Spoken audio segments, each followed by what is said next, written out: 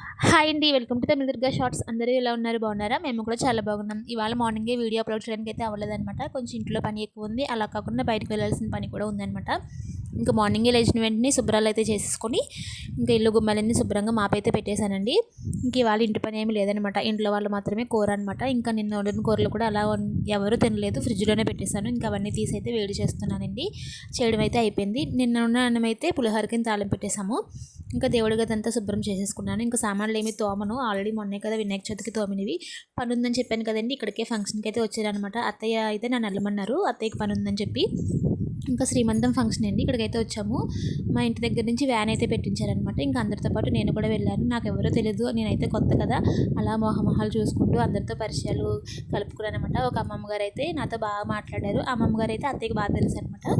ఇంకా బాక్స్లో అయితే ఇచ్చారు వచ్చేటప్పుడు. ఇంకా అమ్మాయి వాళ్ళ ఆయన అనమాట. శ్రీమంతం అయితే ఇలా చేస్తారండి మా. ఇంకా ఇలా చాలా వెరైటీస్ అయితే పెట్టి ఇంకా దిష్టి అయితే తీస్తారనమాట అమ్మాయికి అబ్బాయికి. పెద్దలు అయితే ఒక 6 నలుగురు అయితే రాస్తారు. ఇంకా భోజనం అయితే చేసి బయలుదేరాము. సబ్స్క్రైబ్.